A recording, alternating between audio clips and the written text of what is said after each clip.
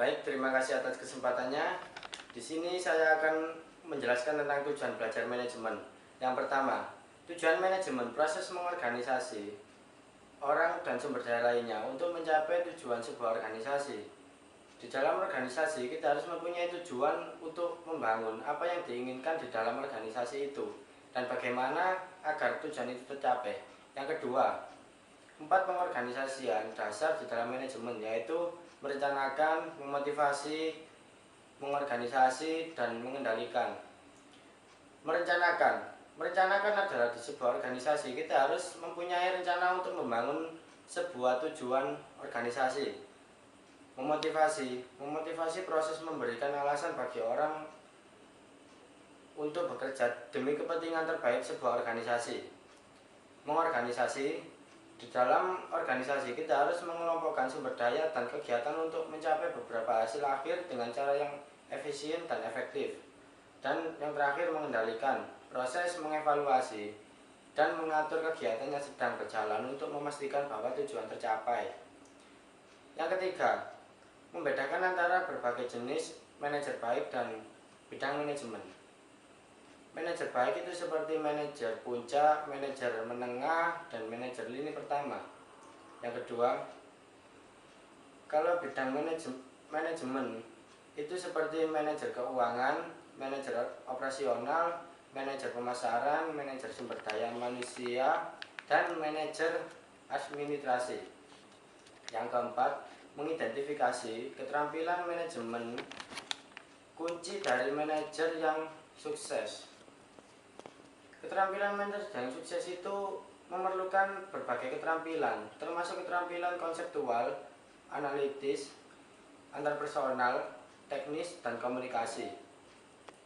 Yang kelima, jenis-jenis dari kepemimpinan autokratis dan partisipatif.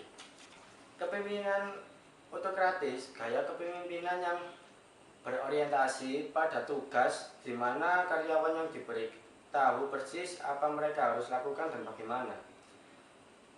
Kepemimpinan partisipatif, gaya kepemimpinan dengan semua anggota tim terlibat dalam mengidentifikasi tujuan yang penting dan mengembangkan strategi-strategi untuk mencapai tujuan tersebut. Yang keenam, langkah-langkah dalam manajerial proses pengambilan keputusan. Masalah atau peluang dan menghasilkan alternatif. Yang pertama, pengambilan keputusan manajerial adalah tindakan memilih salah satu alternatif dari serangkaian alternatif. Yang kedua, masalah atau peluang adalah perbedaan antara kondisi aktual dan kondisi yang diinginkan, perbedaan antara apa yang terjadi dan apa yang diinginkan terjadi. Yang terakhir, manajemen berkualitas total adalah koordinasi upaya yang diarahkan termasuk memperbaiki kepuasan pelanggan, meningkatkan partisipatif karyawan, memperkuat kemitraan dengan pemasok, dan memfasilitasi suasana organisasi pada peningkatan kualitas yang berkelanjutan. Baik, ini dari presentasi.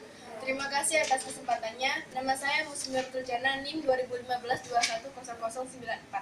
Di sini saya akan menjelaskan tentang 4 manajemen sumber daya utama. Yang pertama, manajemen sumber daya material, yang kedua sumber daya manusia, yang ketiga sumber daya finansial, dan yang keempat sumber daya informasi. Yang dimaksud manajemen adalah proses mengordinasi orang lain dan sumber daya lain untuk mencapai tujuan sebuah organisasi. Tujuan sebuah organisasi tidak akan terwujud apabila tujuan tersebut tidak direncanakan dengan baik. Selanjutnya saya akan menjelaskan sumber daya yang lain tadi. Yang pertama, sumber daya material. Sumber daya material adalah sumber daya fisik yang berwujud yang digunakan oleh organisasi. Yang kedua, sumber daya manusia. Sumber daya manusia adalah manajemen sumber daya alam yang merupakan manajemen yang sangat mutlak dan sangat dibutuhkan bagi orang lain. Yang ketiga, sumber daya finansial. Sumber daya alam yang penting dalam memajukan sebuah pembangunan. Yang keempat, sumber daya informasi, yaitu sumber daya utama dari perusahaan dan dapat dikelola dengan baik oleh perusahaan. Terima kasih atas kesempatannya. Saya akan menjelaskan tentang perencanaan. Perencanaan ada 3 poin. Yang pertama, rencana. Yang kedua, misi. Yang ketiga, strategi. Rencana adalah membuat tujuan organisasi dan memutuskan bagaimana cara untuk menyelesaikannya. Yang kedua, misi. Pernyataan dari maksud dasar yang membuat organisasi berbeda dari yang lain. Yang ketiga, strategi. Proses dari pembuatan tujuan yang utama organisasi dan sasaran memberikan sumbernya untuk mencapainya. Perencanaan itu ada membuat tujuan dan ada membuat sasaran. Apa yang dimaksud tujuan? Tujuan adalah hasil akhir sebuah organisasi yang mengharapkan untuk mencapai lebih dari satu atau lebih dari tahun periode selanjutnya. Yang kedua, sasaran. Sasaran adalah menyelesaikan sebuah organisasi yang bermaksud untuk menyelesaikan periode yang selanjutnya. Tujuan yang sudah ditetapkan dengan aspek pada setiap tingkat dalam organisasi. Yang pertama, konsisten. Yang kedua, optimis. Selanjutnya, SWOT analisis. Kegunaan dari SWOT analisis adalah identifikasi dan evaluasi dari sebuah perusahaan. SWOT adalah kekuatan, kelemahan, peluang, dan ancaman. Dari perencanaan tersebut ada yang dimaksud kemampuan inti.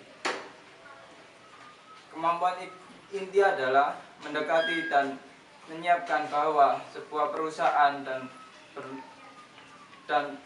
penampilan baik dan bisa memberikan keuntungan lebih dari sasaran yang ditentukan. Terima kasih. Terima kasih atas kesempatannya. Ya, di sini saya akan mempresentasikan tentang contoh dari SWOT. Contoh dari SWOT itu memiliki 4. Yang pertama adalah kekuatan, kesempatan, kelemahan, dan ancaman. Yang pertama itu adalah kekuatan. 1. Pendidikan dan pengalaman pekerjaan. 2. Keunggulan biaya. 3. Hak patennya itu dilindungi. Lalu kesempatan. Yang pertama adalah teknologinya baru. Kedua, permintaan produk baru meningkat. Ketiga, pesaing yang berpuas diri. Lalu kelemahan. Yang pertama adalah keluhan dari tenaga kerja. Terus fasilitasnya ketinggalan zaman, lalu kurangnya arah strategis. Lalu ancaman. Yang pertama adalah masuknya pesaing asing, lalu pertumbuhan pasar melambat, dan yang ketiga persyaratan regulasi yang mahal. Lalu di sini saya akan presentasikan tentang rencana. Pengertian dari rencana. Rencana adalah sebuah tindakan yang dilaksanakan oleh organisasi untuk mencapai tujuan tertentu. Lalu rencana juga memiliki jenis-jenis. Yang pertama ada rencana strategis, taktis, operasional, dan kontingensi.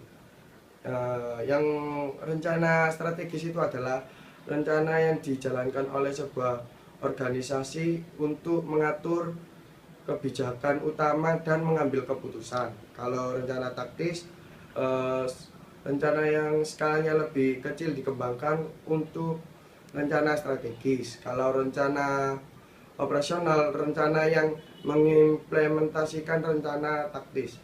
Mengimplementasikan itu adalah menjalankan atau melaksanakan. Yang keempat yaitu rencana kontingensi, rencana yang mengambil jalan tindakan alternatif apabila organisasi itu mengalami terganggu atau menjadi tidak efektif. Terima kasih, sekian. sesuai dengan tujuan. Kemudian memotivasi, pengusaha memberikan dorongan kepada para pegawai dan untuk kepentingan terbaik organisasi. Yang ketiga, mengarahkan ini pengusaha dituntut untuk melakukan kedua-duanya. Maksud dari kedua-duanya itu adalah memimpin dan memotivasi. Kemudian mengendalikan adalah proses mengatur proses mengatur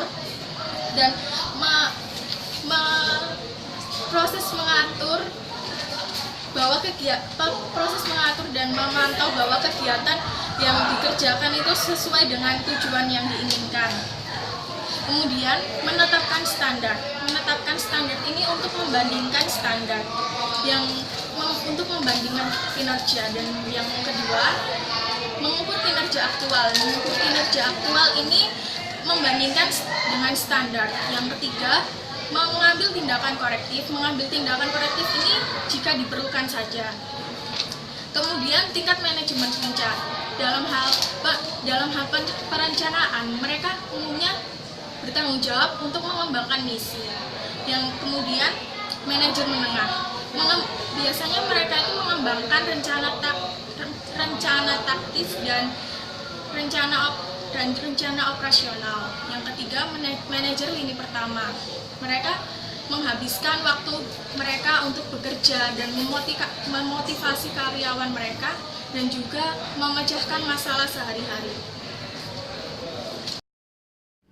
Terima kasih atas kesempatannya. Di sini saya akan mempresentasikan area-area lain yang mungkin harus ditambahkan dan bergantung pada sifat perusahaan dan industri. Yang pertama, keuangan. Keuangan adalah suatu bagian yang sangat penting dalam perusahaan untuk mengelola urusan keuangan perusahaan. Operasional adalah salah satu instrumen dari riset yang dikarenakan salah satu tahapan dalam proses perkumpulan data. Pemasaran adalah marketing di sebuah perusahaan itu juga sangat diperlukan. Karena apa?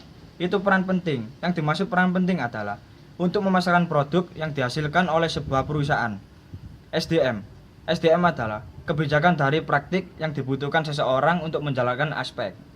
Administrasi adalah kegiatan ketatausahaan yang terdiri dari beberapa kegiatan seperti pembukuan baik, perhitungan, pencatatan, atau yang lainnya. Terus yang kedua adalah bidang manajemen spesialisasi. Itu ada 5 macam. Yang pertama, manajer keuangan. Yang kedua, manajer operasi. Yang ketiga, manajer pemasaran. Yang keempat, manajer sumber daya alam atau SDM. Yang kelima, manajer administrasi. Terus yang selanjutnya adalah keterampilan kunci dari manajer sukses. Kunci manajer sukses dibagi menjadi 5. Yang pertama, keterampilan analistik. Yang dimaksud itu adalah kemampuan untuk mengidentifikasikan masalah yang sudah benar dan menghasilkan alternatif yang sudah masuk akal untuk memecahkan masalah. Yang kedua, kemampuan antarpersonal. Yang dimaksud ini adalah kemampuan untuk berhubungan secara efektif dengan orang lain. Yang ketiga, teknikal. Teknikal adalah keterampilan khusus yang diperlukan untuk mencapai kegiatan khusus. Yang keempat, keterampilan komunikasi.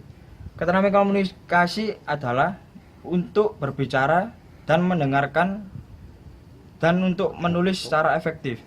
Yang kelima, konseptual. Ini yang dimaksud adalah kemampuan untuk melibatkan kemampuan untuk berpikir secara abstrak. Ya, terima kasih. Terima kasih atas kesempatannya. Saya Rifka Amalia, NIM 2015-210-107. Saya akan menjelaskan tentang keterampilan kunci manajer sukses. Keterampilan kunci manajer sukses dibagi menjadi 5. Yang pertama, conceptual skills, analytic skills, interpersonal skills, technical skills, dan communication skills. Conceptual skills yaitu di mana suatu manajer harus memiliki kemampuan untuk berpikir secara abstrak atau berpikir secara luas. Yang kedua, analytic skills yaitu kemampuan untuk mengidentifikasi suatu masalah, memilih alternatif yang baik untuk menyelesaikan suatu masalah dan mampu menyelesaikan suatu masalah tersebut dengan baik. Yang ketiga, interpersonal skills yaitu kemampuan untuk berhubungan dengan orang lain secara efektif dan secara baik. Yang keempat, technical skills yaitu di mana suatu manajer harus memiliki kemampuan khusus untuk melaksanakan suatu kegiatan khusus tersebut. Yang terakhir itu communication skills, yaitu di mana suatu manajer dalam suatu manajemen harus memiliki kemampuan untuk berbicara, mendengarkan, dan menulis secara efektif. Selanjutnya yaitu kepemimpinan. Kepemimpinan dalam arti luas yaitu kemampuan untuk memengaruhi orang lain.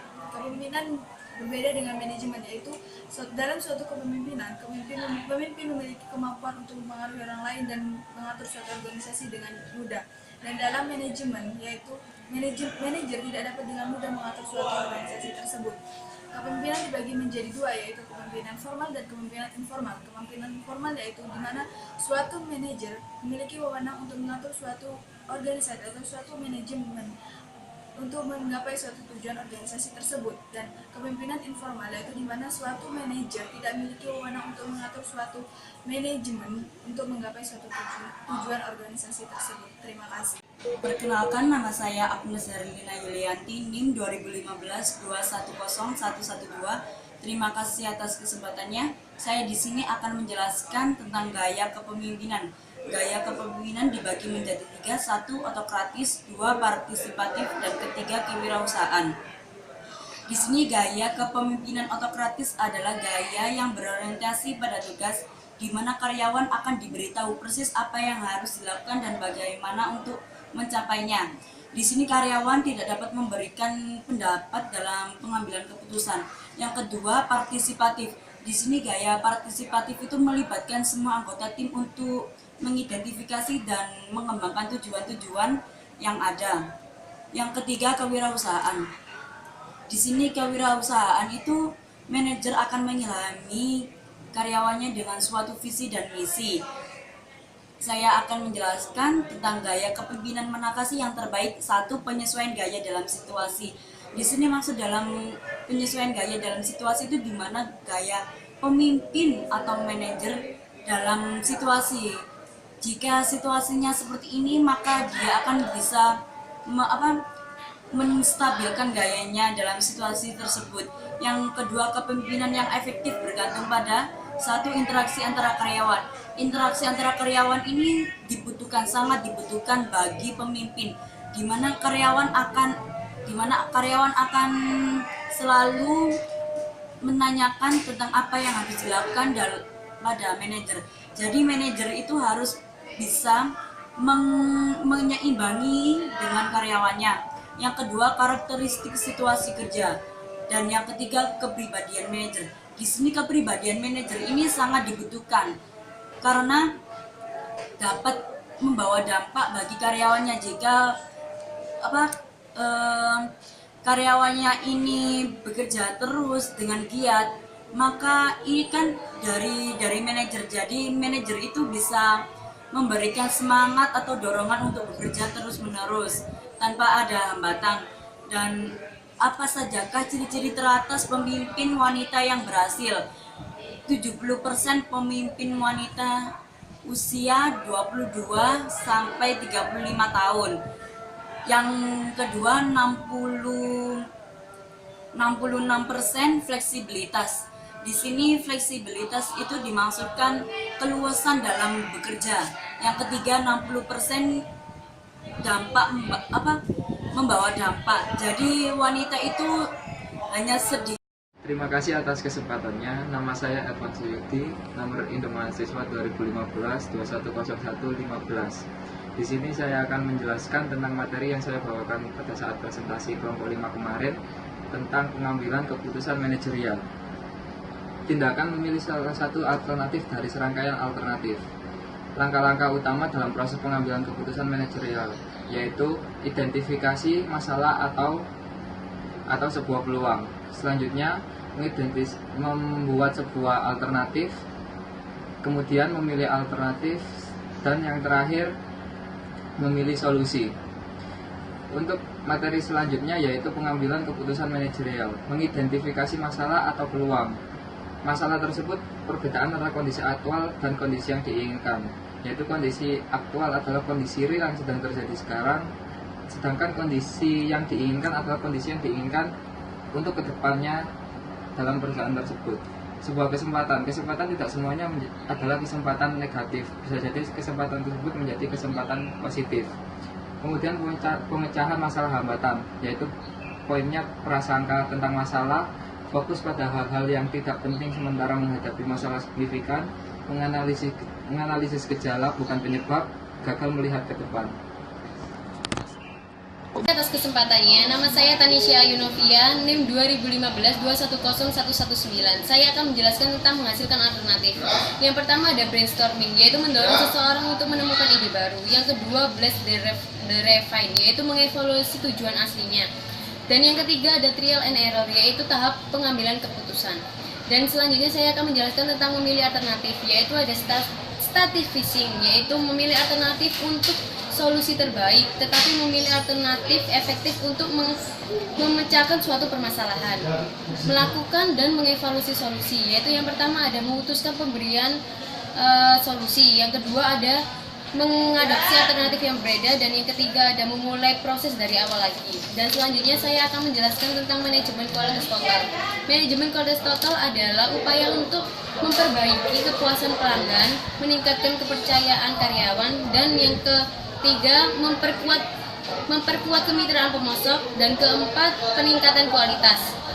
Contohnya kepuasan pelanggan yaitu memproduksi produk yang berkualitas tinggi, dan yang kedua partisipasi karyawan, contohnya dengan mengembangkan tim swakalola, dan yang ketiga memperkuat kemitraan pemasok yaitu memastikan bahan yang disampaikan tepat waktu, dan yang keempat peningkatan kualitas yaitu mencapai suatu proses program melalui program tunggal. Dan ada dua faktor, yaitu yang pertama manajemen kualitas total haruslah mempunyai komitmen, dan yang kedua fokus pada peningkatan kualitas. Terima kasih.